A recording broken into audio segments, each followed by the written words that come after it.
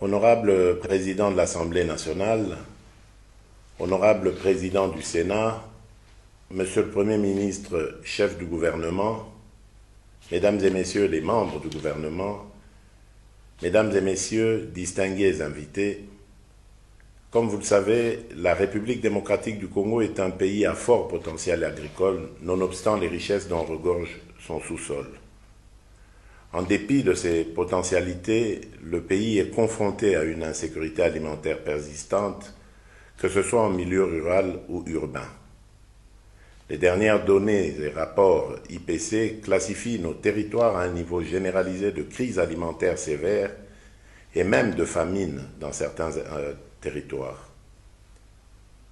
À ce jour, les différentes stratégies mises en place ainsi que les politiques et plans élaborés pour améliorer le fonctionnement du secteur agricole ne nous ont pas permis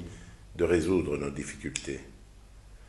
Le dernier plan national d'investissement agricole, PNIA 2013-2020,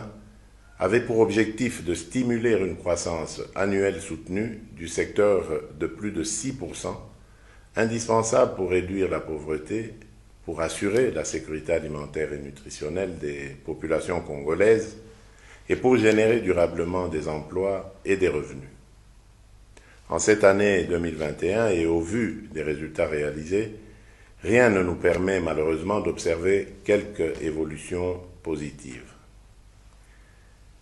Pour sortir de cette situation, j'ai opté pour une vision qui consiste à lutter contre la pauvreté et les inégalités en faisant de l'agriculture le fer de lance de mon action. Cette revanche du sol sur le sous-sol, comme il me plaît de la qualifier, en raison notamment de la forte dépendance de la République démocratique du Congo sur ses ressources minérales, nous permettra in fine de relancer notre économie et de contribuer à l'amélioration du social des Congolais. Suivant les recommandations issues des concertations organisées ces derniers mois par la Task Force du Sommet mondial sur les systèmes alimentaires,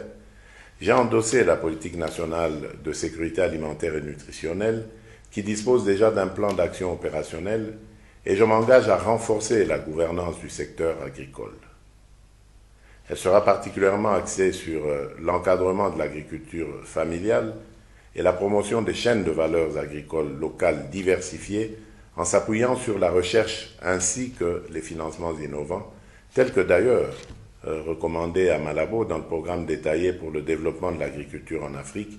PDDAA en sigle.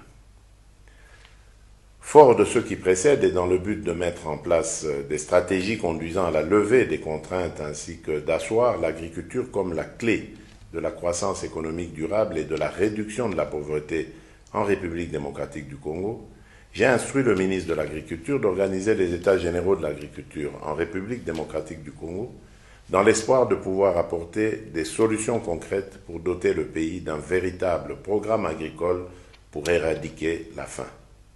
Je vous remercie.